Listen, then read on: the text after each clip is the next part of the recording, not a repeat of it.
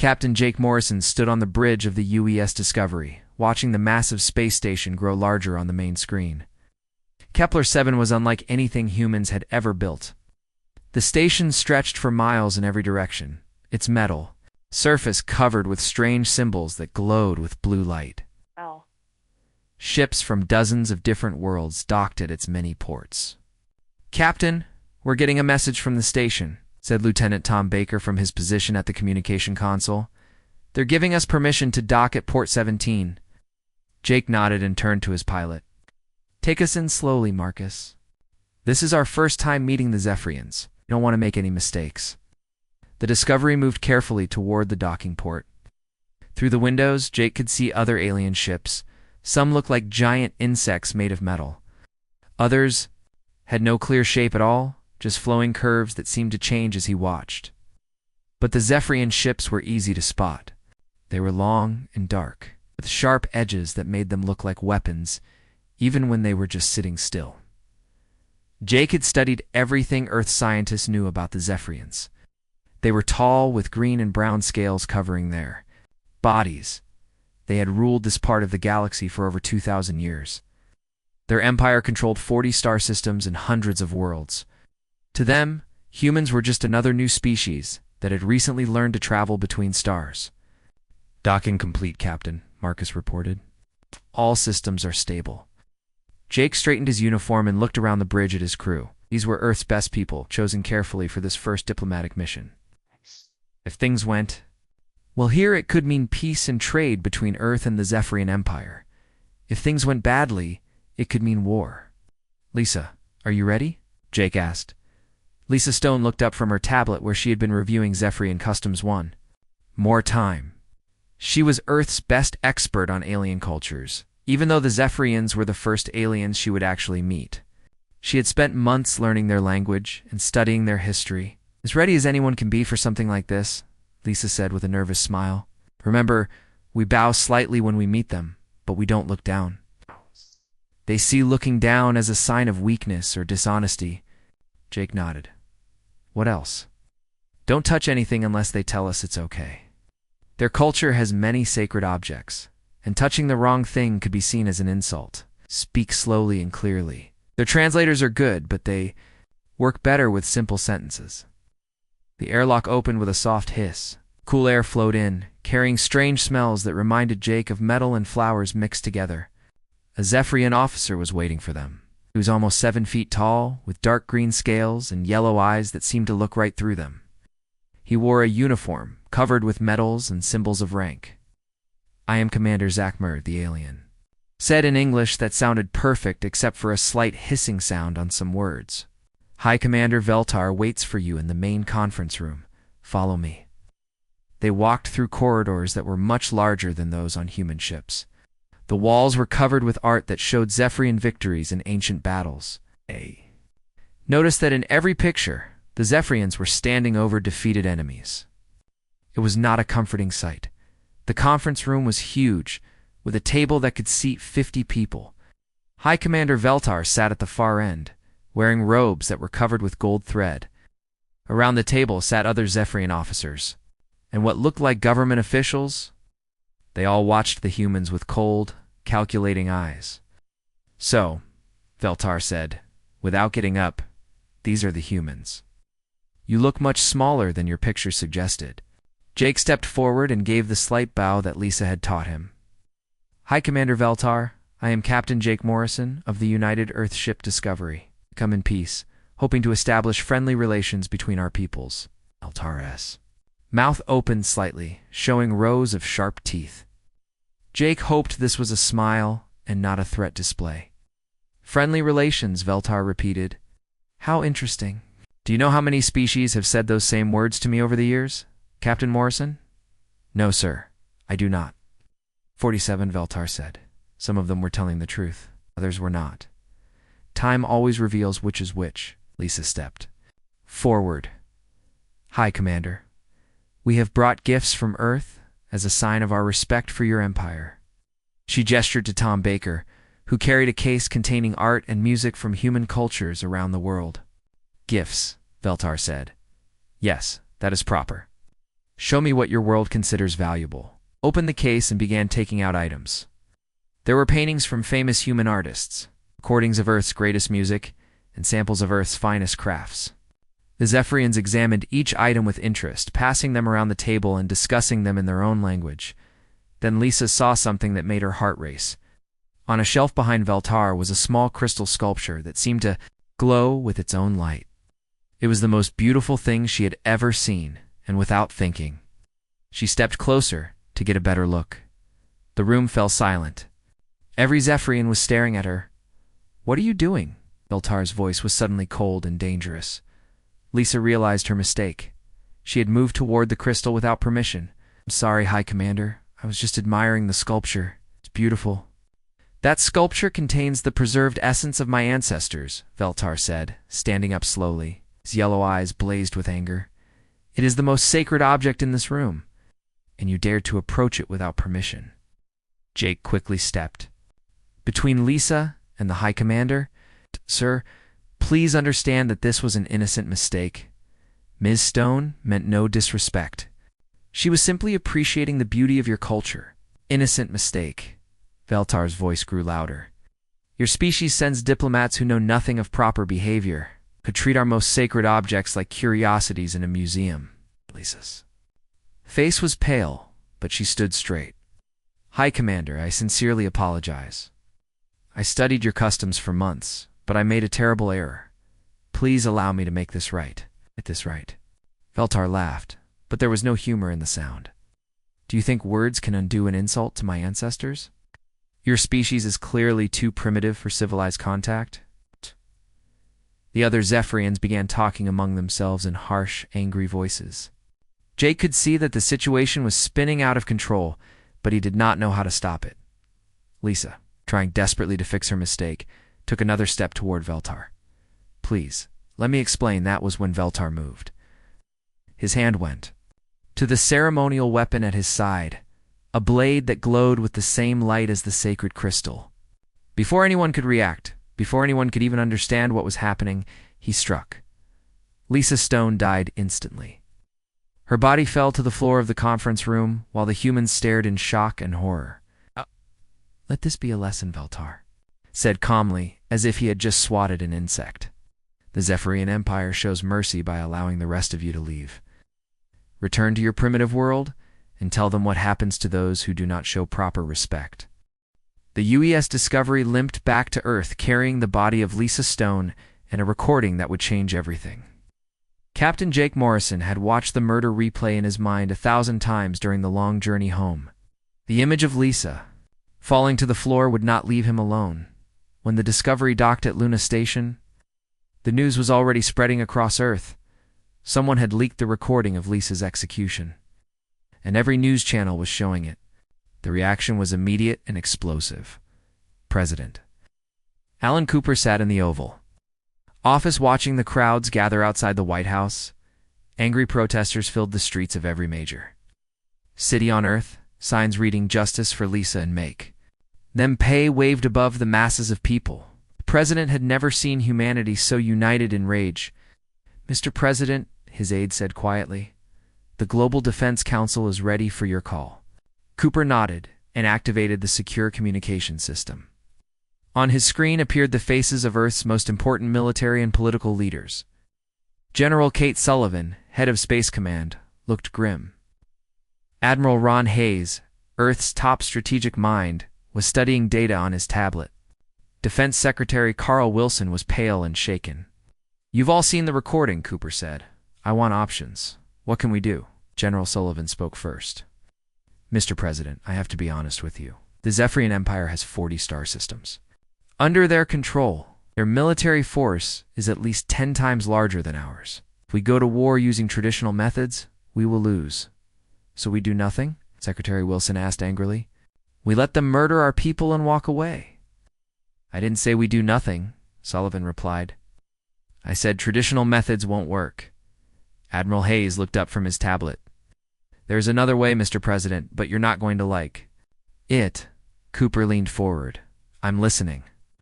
"The Zephyrians killed Lisa Stone because they think human life has no value," Hayes said slowly.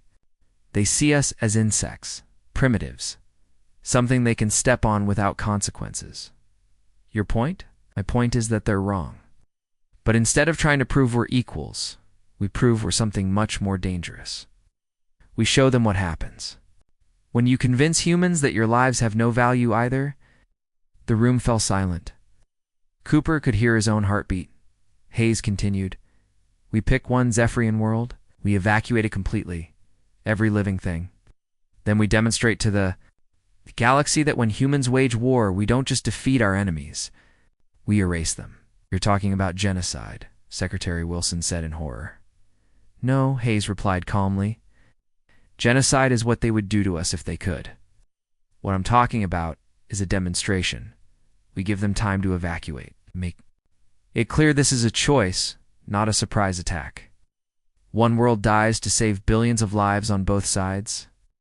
General Sullivan was studying her own data now. "It could work, Mr. President. The psychological impact would be enormous. The Zephyrians have never faced an enemy willing to completely destroy their worlds." Cooper closed his eyes. "What would we need?" "Time and resources," Hayes answered. "Dr. Helen Park has been working on something she calls biological warfare protocols. With enough funding and the right team, she thinks she can develop something that will remove all life from a planet while leaving the cities and infrastructure intact. How long? 6 months? Maybe less if we make it a priority." Cooper looked around the room at the faces of Earth's leaders. He could see they were all thinking the same thing. This was not the kind of war humanity had ever fought before. But then again, humanity had never faced an enemy like the Zephyrian Empire. Dr. Park Cooper said into his communicator, "I need you in Washington immediately." 2 hours later, Dr. Helen Park sat in the same room where Earth's leaders had been, debating war. She was a small woman with gray hair and tired eyes, but her mind was one of the sharpest on Earth. She had spent her career studying how life worked on other worlds. "Can it be done?" Cooper asked, without introduction. Park nodded slowly. "Yes, Mr. President. I've been working on the theory for years. We would need to create a combination of engineered viruses, nanobotic swarms, and atmospheric processors. The viruses would target all biological matter. The nanobots would break down anything organic at the molecular level. The atmospheric processors would remove any remaining biological particles from the air." "How long would it take?" "For complete sterilization, 48 hours from initial deployment. The planet would be completely lifeless, but all the buildings, roads, and technology would remain untouched." Admiral Hayes leaned forward. "Could we deploy it from a single ship?" "Yes, but it would have to be a big ship with specialized equipment. And the crew would need to understand that once we start the process, there's no stopping it." Cooper stood up and walked to the window. Outside, the protests continued. People were demanding action, demanding justice for Lisa Stone. But they had no idea what kind of action their government was considering.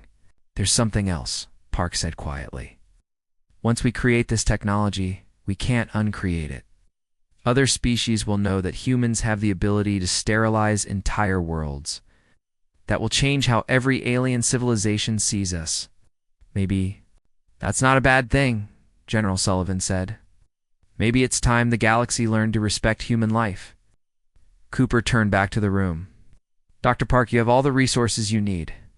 Admiral Hayes, I want you to select our best ship and crew. General Sullivan, begin preparing for the possibility of a wider war. If the Zephyrians don't accept our demonstration, we may need to be ready for anything." "Mr. President, Secretary," Wilson said, "are we sure this is the right choice?" "Once we cross this line, there's no going back." Cooper looked at the recording device on his desk, which contained the footage of Lisa Stone's murder. "They crossed the line first, Carl. They decided that human life was worthless. Now we're going to show them what that philosophy looks like when it's applied to them." Over the next few months, Earth changed. Every factory, every research facility, every resource was focused on a single goal. Dr. Park's team worked around the clock to perfect the sterilization protocol. Admiral Hayes selected the U.S. Retribution, Earth's newest and most powerful warship. For the mission, the ship was modified with the special equipment needed to deploy the biological weapons. The crew of the Retribution knew they were preparing for something important. but only the senior officers knew exactly what their mission would be. Captain Ben Rodriguez, the ship's Marine commander, spent his time training his soldiers for boarding actions they might never need. Dr. Maya Chen, science officer, worked with Park's team to understand the sterilization system, and through it all, the memory of Lisa Stone drove them forward. Her picture was displayed in every government building on Earth. Her final words, asking for understanding and peace, were played on every news channel. She had died trying to build bridges between species. Now, Earth was preparing to burn worlds. To make sure no other human would die the same way, the day finally came when Dr. Park announced that the sterilization protocol was ready. President Cooper stood before the cameras to address not just Earth, but the entire galaxy. 6 months ago, the Zephyrian Empire murdered an innocent human diplomat. He said in a steady, calm voice, they killed Lisa Stone not because she threatened them, but because they believed human life had no value. Today, Earth sends a message to the galaxy. We will show the Zephyrians and anyone else who shares their beliefs exactly what happens when you convince humans that your lives have no value either. The UES Retribution launched from Earth orbit that same day, carrying Admiral Hayes and a crew that would soon become the most feared humans in the galaxy. The UES Retribution dropped out of faster-than-light travel at the edge of the Velmar system. Admiral Ron Hayes stood on the bridge, looking at the display screens that showed Zephyrian ships moving between the planets. This was High Commander, Veltar's home system, the heart of Zephyrian military power. Admiral, said Lieutenant Sarah Mitchell from the communications station, we're being scanned by at least 20 Zephyrian warships. They're demanding to know why we're here. Hayes smiled coldly. Tell them we have a message for High Commander. Veltar, tell them it's about Lisa Stone. The response came quickly. Veltar himself appeared on the main screen, sitting in what looked like a throne room surrounded by other Zephyrian officers. His yellow eyes showed no fear, only anger. Human ship, Veltar said in his hissing voice. You were told never to. Return to Zephyrian space. Your presence here is an act of war. Admiral Hayes stepped forward so Veltar could see him clearly. High Commander Veltar, I am Admiral Ron Hayes of the United Earth Fleet. 6 months ago, you murdered an innocent human diplomat. Earth demands that you surrender yourself for trial. You have 72 hours to comply. The Zephyrians on the screen began laughing. The sound was harsh and ugly, like metal scraping against stone. Veltar laughed, loudest of all. Surrender? Veltar said when he stopped laughing. You bring one small ship into my home system and demand that I surrender? Your species is even more stupid than I thought. Hayes remained calm. High Commander, you have 72 hours. If you do not surrender, Earth will take other actions. Other actions? Veltar leaned forward on his throne. What other actions could your primitive species possibly take? We have 40 worlds and thousands of ships. You have nothing. We have something you don't understand yet, Hayes replied. We have resolve. Veltar's expression changed. For just a moment, he looked uncertain.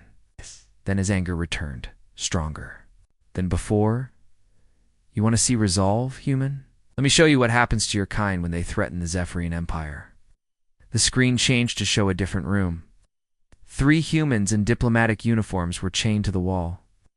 Hayes recognized them immediately. They were the junior diplomats who had been taken prisoner when the Discovery was forced to leave Zephyrian space 6 months ago. Do you recognize them? Veltar asked. Tom Baker, Lisa Stone's assistant. Danny Stone, her younger brother. What? Marcus Webb, your pilot who stayed behind to help the others escape. Hayes felt his heart turn to ice. He had hoped these 3 were being held as prisoners, not executed. But he could see in Veltar's eyes what was about to happen. Since you came here to discuss Lisa Stone, Veltar continued, I thought you might like to see her brother again. Since you refuse to learn your place in the galaxy, I will teach you the same lesson I taught her. What happened next was broadcast across both human and Zephyrian space. Veltar personally executed all 3 humans, while Hayes and his crew watched in horror. Danny Stone was just 22 years old, died calling for his sister. When it was over, Veltar looked back at the camera. This is what happens to humans who think they can threaten us. Leave our space now, or your ship will be destroyed. And your entire crew will join these three. Hayes stared at the screen for a long moment. His hands were shaking with rage, but his voice remained steady. Hi, Commander Veltar. You have just made the worst mistake in your species' history. You have shown Earth that Zephyrian civilization places no value on human life. We will now show you what happens when we return that sentiment. Hayes turned to his communications officer. Open a channel to all Zephyrian frequencies. I want every person in their empire to hear this. The channel opened. Hayes faced the camera and spoke in a voice that was calm, clear, and absolutely terrifying. Citizens of the Zephyrian Empire. I am Admiral Ron Hayes of the United Earth Fleet. Your High Commander has chosen to demonstrate that your species considers human life worthless. He has murdered 4 innocent humans to make this point clear. Hayes paused to let this sink in. Earth has received this message. We now respond in kind. The world of Kepler 45-C has been selected for complete sterilization. On that world, have 96 hours to evacuate. After that time, your planet will serve as an example of what happens when you convince humans that your lives have no value. The transmission continued with detailed information about Kepler 452c. That made the Zephyrians realize this was not an empty threat. Hayes read out the names of government officials on the planet, locations of military bases, even the addresses of schools and hospitals. Earth had been watching and learning about Zephyrian worlds for months.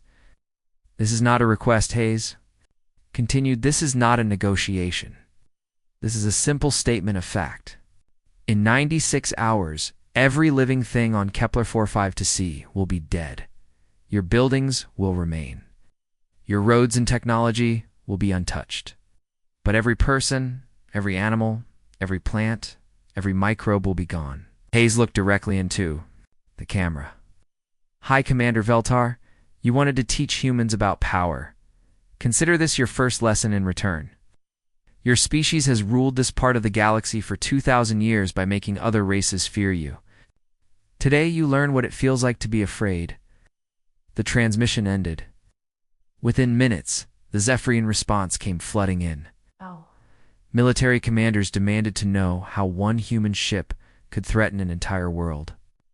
Government officials called the threat impossible. Scientists said human technology was not advanced enough for such an attack.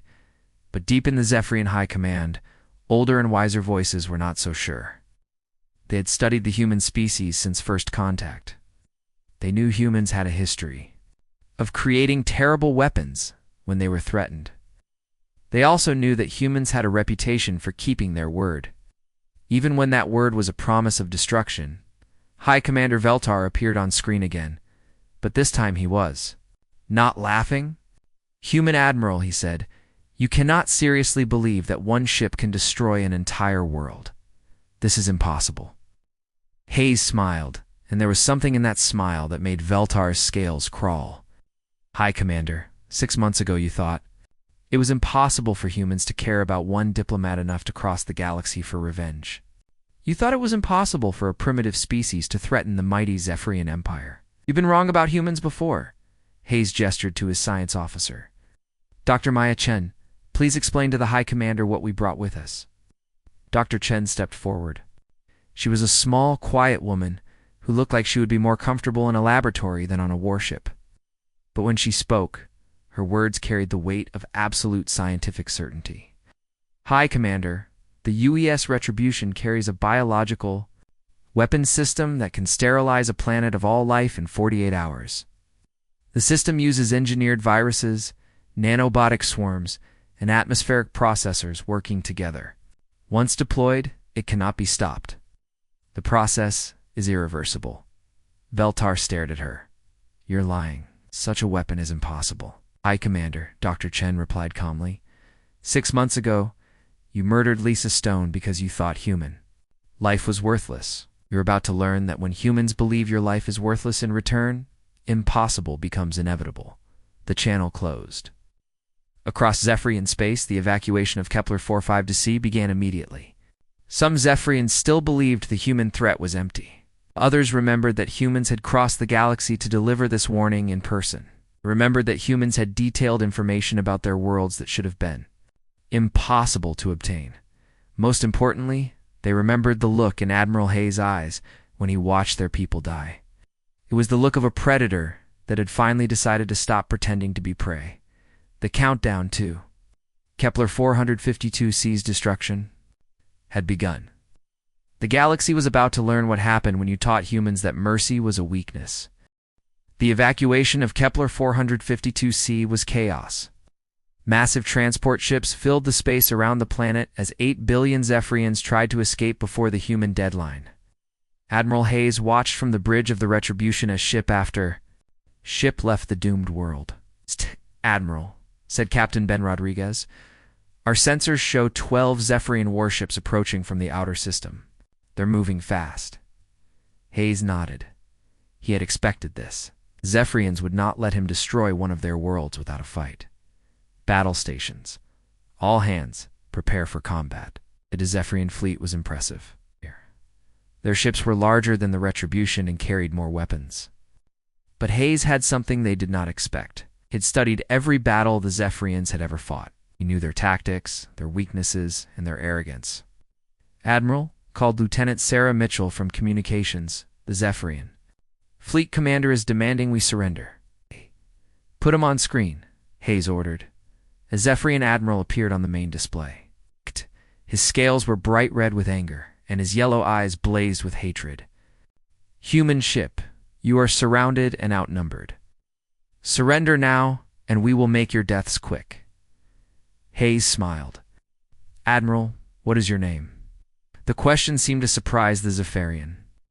"I am Fleet Admiral Kexmore, commander of the 3rd Battle Fleet. You will surrender or be destroyed." "Admiral Kexmore, I want you to remember this moment," Hayes said calmly. "I want you to remember that you had the chance to let this happen peacefully. Instead, you chose to attack us. You chose to prove that your species learns nothing from its mistakes." Hayes turned to his weapons officer. "Fire." What happened next shocked the Zephyrian fleet. The Retribution did not fight like any ship they had ever seen. Instead of standing and trading shots like Zephyrian warships always did, the human ship moved in ways that seemed impossible. It twisted and spun through space, always staying just out of range of the Zephyrian weapons, while its own guns found their targets. Hayes had studied human military history as well as Zephyrian tactics. He used strategies from ancient Earth's naval battles combined with tricks that only worked in space. The Retribution fought like a shark attacking whales, darting in to strike and then disappearing before the enemy could respond. "Target their engine sections," Hayes ordered. "I want them crippled, not destroyed. I want survivors to tell the story." One by one, the Zephyrian ships were disabled. Their engines exploded, their weapon systems failed, their hulls were torn open by precisely aimed shots. The Retribution danced between them like death itself, untouchable and unstoppable. Fleet Admiral Kexmore watched in horror as his mighty fleet was systematically destroyed by a single human ship. This was impossible. The Zephyrians had ruled space for 2,000 years. They were the masters of warfare. How could primitive humans be defeating them so easily? Admiral, his communications officer, called out in panic. "The humans are broadcasting this battle across all frequencies. Every ship in the system can see what's happening." Kexmore realized the terrible truth. This was not just a battle. It was a demonstration. The humans were showing the entire Zephyrian Empire that their supposedly invincible military could be defeated by a single enemy ship. Within 2 hours, a low battle was over. 11 Zephyrian warships floated dead in space. Only Kexmore's flagship remained partly functional, and that was only because Hayes had allowed it to survive. "Fleet Admiral Kexmore," Hayes said over the communication channel, "you and your crews will be rescued by your own transports. You will live to tell your people what happened here. Tell them that this is what human warfare looks like when we stop trying to be diplomatic." He's cut the channel and turned to Dr. Maya Chen. "Doctor, how much time until the deadline?" Chen checked her instruments. 6 hours, Admiral. The evacuation transports are still leaving the planet, but our sensors show the population is down to less than 50,000. Most of them are military personnel who refuse to evacuate. Hayes nodded. He had expected some Zephyrians to stay behind. Pride was a dangerous thing. It made people do stupid things, like staying on a planet that was about to die just to prove they were not afraid. "Admiral," called Rodriguez from the Marine station, "we're getting a transmission from the planet's surface." "It's High Commander." Veltar Hayes was surprised. "Veltar is on Kepler 45 to see?" "Yes, sir." He apparently came here to personally oversee the defense of the planet. Hayes almost smiled. Veltar's arrogance had finally trapped him. The High Commander who had murdered. Lisa Stone was now sitting on a world that was about to become completely lifeless. "Put him on screen." Veltar appeared on the display. He was standing in what looked like a military command center, surrounded by other Zephyrian officers. But Hayes could see fear in the High Commander's eyes now. The laughter was gone. Human. "Admiral," Veltar said, trying to sound brave, "you have proven you can defeat our ships in battle. But you cannot destroy an entire world. It is impossible." "High Commander," Hayes replied, "you seem to have trouble understanding what is possible and what is not. Let me make this simple for you. In 6 hours, I will deploy a weapon that will kill every living thing on your planet. You can choose to leave, or you can choose to die. But you cannot choose to stop what is coming." Veltar's scales were turning pale. "If you do this, the entire Zephyrian Empire will hunt you down. We will destroy your world. We will kill every human in the galaxy." Hayes leaned forward. "High Commander, you are about to learn the most important lesson in human history. When you convince humans that war is the only option, we do not fight to win. We fight to make sure the enemy never threatens us again." The transmission ended. Hayes looked around his bridge at the faces of his crew. They all knew what they were about to do. They were about to kill a planet. It was not something any of them wanted to do, but it was something that had to be done. "Dr. Chen," Hayes said quietly, "begin final preparations for deployment." Chen nodded and moved to her station. The sterilization system had been built into the Retribution's hull during the 6 months of preparation on Earth. It looked innocent enough, just a series of tubes and containers. But Hayes knew that what was inside those containers would soon turn a living world into a dead rock. As the final hours counted down, more evacuation ships left Kepler for 5 to see, but not all of them. About 20,000 Zephyrians remained on the surface, most of them military officers who refused to show fear in front of the humans. Veltar was among them. Admiral Chen reported, "All systems are ready. Sterilization protocol can be deployed on your command." Hayes looked at the planet on his main screen. It was beautiful, with blue oceans and green continents. Cities sparkled like jewels across its surface. In a few hours, those cities would be empty tombs. "Open a channel to the planet," Hayes ordered. Channel opened. Hayes knew that every Zephyrian remaining on Kepler 45 to see could hear him. "This is Admiral Hayes. You have 30 minutes to evacuate. After that, no ship will be allowed to leave the planet. This is your final warning. Some ships left, but many did not." When the 30 minutes were up, Hayes gave the order that would change the galaxy forever. "Dr. Chen, deploy the sterilization protocol." The weapon launched from the Retribution like a cloud of invisible death. It spread through Kepler for 5 to seize atmosphere in minutes, reaching every corner of the planet. The engineered viruses began their work immediately, attacking every form of biological life they encountered. The nanobots followed, breaking down organic matter at the molecular level. From space, the planet looked the same. But Hayes knew that every living thing on its surface was already dying. Not even bacteria would survive. Galaxy watched in silent horror as humanity kept its word. 48 hours later, Kepler 45 to see was dead. Admiral Hayes stood on the bridge of the Retribution, looking at the planet that had once been home to 8 billion Zephyrians. From space, it looked exactly the same. The city still stood. Roads were still there. The lights still worked. But there was no life anywhere on the planet's surface. "Scan complete, Admiral," reported Dr. Maya Chen. "No biological signatures detected anywhere on the planet. Sterilization is 100% complete." Hayes nodded slowly. They had done it. That actually killed an entire world. The weight of that knowledge sat heavy on his shoulders, but he knew it had been necessary. The galaxy needed to understand what happened when humans were pushed too far. "Admiral," said Lieutenant Sarah Mitchell, "we're receiving transmissions from across the Zephyrian space. They want to talk." "Put the main channel on screen," Hayes ordered. The face that appeared was not High Commander Veltar. It was an older Zephyrian with silver scales and tired eyes. Hayes recognized him from the intelligence files as Supreme Commander Drakmar, the leader of the entire Zephyrian Empire. "Admiral Hayes," Drakmar said in a voice that sounded defeated. "I am Supreme Commander Drakmar. I speak for the Zephyrian Empire," Supreme Commander Hayes replied. "I assume you've seen what happened to Kepler 45 to C." "Yes." Drakmar's voice was barely a whisper. "We have seen. High Commander Veltar is dead. All 20,000 Zephyrians who remained on the planet are dead. You have done what you promised." Hayes waited. He could see the fear in the Supreme Commander's eyes. The entire Zephyrian Empire was terrified now. He had ruled the galaxy through fear for 2,000 years, and now they were the ones who were afraid.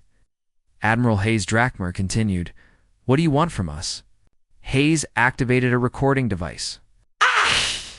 He wanted every word of this conversation to be preserved for history. "Supreme Commander, 6 months ago, your High Commander murdered an innocent human diplomat named Lisa Stone.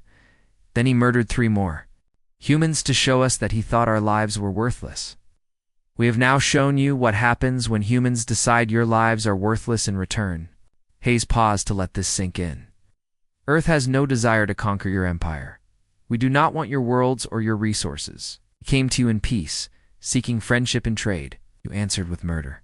So we have taught you a lesson that your species will never forget." Drakmar was shaking now. "What do you want us to do?" "You will surrender High Commander Veltar's officers who participated in the murders of our people. You will sign a peace treaty recognizing human sovereignty and the right of humans to travel freely in this part of the galaxy. And you will ensure that no human is ever harmed by Zephyrian forces again. And if we agree to this," Hayes looked directly into the camera, "if you agree, then Kepler 45 to C will be the only world that burns. If you refuse, then we will demonstrate that we can do this to all 40 of your systems faster than you can evacuate them." The threat hung in the air like a sword. Everyone watching knew that Hayes meant every word. Earth had already proven they could kill an entire planet. Now they were promising to kill 40 more if necessary. "We agree," Drakmar said quickly. "We agree to all your terms." Good, Hayes replied. "Yav.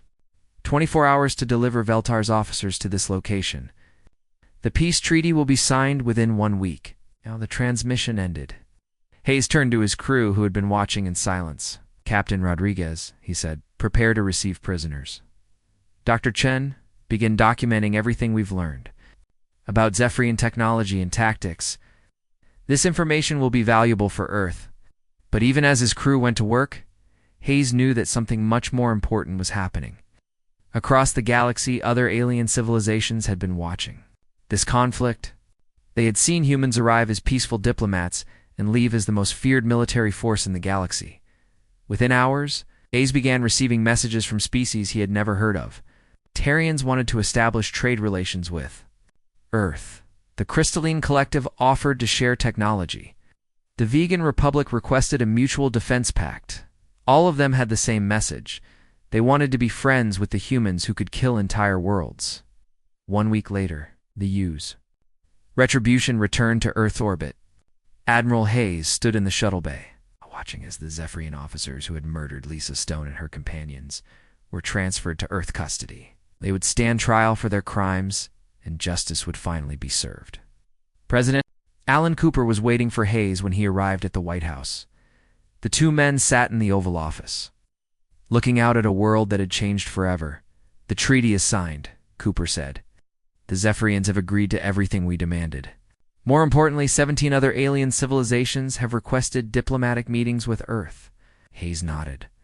"What happened at Kepler 45 to C has changed everything, Mr. President. We're not the new species begging for acceptance anymore. We're the species that every other civilization wants as an ally instead of an enemy." "Do you think we did the right thing?" Cooper asked. Hayes was quiet for a long moment. "Mr. President, Lisa Stone died trying to build bridges between species. She believed in peace and understanding. But sometimes the only way to protect peace is to show your enemies what war really looks like. And now, that humans prefer peace, but were capable of total war. No alien civilization will ever again think they can murder our people without consequences. In a strange way, what we did at Kepler-4 to C might prevent more wars than it started. 6 months later, Earth opened its first embassy on the neutral world of New Geneva. The building was beautiful, with gardens and art from dozens of different worlds. But in the center of the main hall stood a simple memorial to Lisa Stone, the diplomat who had died trying to make peace, Ambassador Kate Williams. Earth's first galactic representative often stood before that memorial. Visitors from across the galaxy would ask her about it, and she would tell them Lisa's story. She would explain how one young woman's death had led to the most important lesson in galactic history. Lisa Stone believed that all intelligent species could learn to understand each other, Williams would tell them. She died because some people thought human life was worthless. Earth made sure that no one would ever make that mistake again. The visitors would nod and look at the memorial with respect. They all knew the story of Kepler-4 to C. They all knew what happened when you convinced humans that peace was impossible. The galaxy was a different place now. Humans were respected, feared, and welcomed wherever they went. Trade routes opened between Earth and dozens of worlds. Scientific knowledge flowed freely. Art and culture were exchanged between species that had never spoken to each other before. But in the dark spaces between the stars, on the dead world of Kepler-4 to C, empty cities stood as a reminder. The buildings were perfect. The technology still worked. The lights still shone. But no one lived there anymore. No one would ever live there again. It was a monument to a simple truth that the galaxy had learned the hard way. Humans were peaceful by choice, not because they were weak. And when that choice was taken away from them, when they were forced to choose between submission and war, they would choose war. And when humans chose war, they fought not just to win, but to make sure they never had to fight the same enemy. Twice, Lisa Stone had wanted to build bridges between the stars. In the end, her death had done exactly that. But the bridges were built on the foundation of fear, respect, and the absolute certainty that human life had value that would be defended. At any cost, the galaxy was at peace. And it would stay that way, because everyone remembered what happened to the last species that thought otherwise.